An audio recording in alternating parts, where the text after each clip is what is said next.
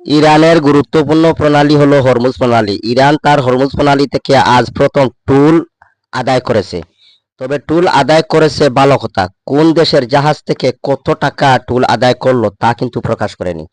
বেশ কিছুদিন আগে বিভিন্ন সামাজিক যোগাযোগ মাধ্যমে দেখা যায় ইরান বিভিন্ন জাহাজ পারাপারে 40 lakh yen, 20 lakh yen, 30 lakh yen toll আদায় করছে। এসব ছিল ফেক এবং মিথ্যা নিউজ। আজকের আদায়কৃত টুল ইরানের রাষ্ট্রীয় কোষাগারে পৌঁছালো কেন্দ্রীয় ব্যাংকের মাধ্যমে। হরমুজ প্রণালী থেকে টুল আদায়ের মাধ্যমে রাজস্ব পেয়েছে ইরান।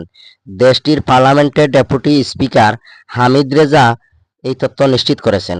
খবরটি দিয়েছে Fars news agency. Hamid Reza বলেন, হরমুজ প্রণালীর টুল আদায় থেকে প্রাপ্ত প্রথম রাজস্ব কেন্দ্রীয় ব্যাংকের হিসাবে জমা হয়েছে।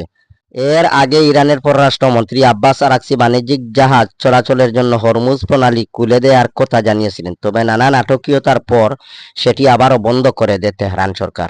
অন্যদিকে যুক্তরাষ্ট্রের প্রেসিডেন্ট ডোনাল্ড ট্রাম্প বলেছেন, চূড়ান্ত কোনো সমঝোতা না হওয়া পর্যন্ত ওয়াশিংটন ইরানের জলসীমায় অবরোধ বজায় রাখবে। তবে তিনি দ্রুত এই সংকটের সমাধানে আশাও করছেন।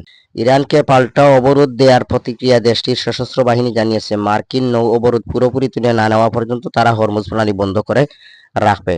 একই সঙ্গে জাহাজ মালিকদের শুধু ইরানের নির্দেশনা মেনে চলার তাগিদ দেওয়া হয়েছে। সব সময় আপডেট নিউজ পেতে চ্যানেলটি সাবস্ক্রাইব করবেন এবং লাইক দিবেন, কমেন্ট করে আপনার সুন্দর মতামত জানিয়ে দিবেন এবং পাশে থাকা বেল আইকনটি বাজিয়ে দিবেন। সবাই সুস্থ থাকবেন, ভালো থাকবেন। আসসালামু আলাইকুম।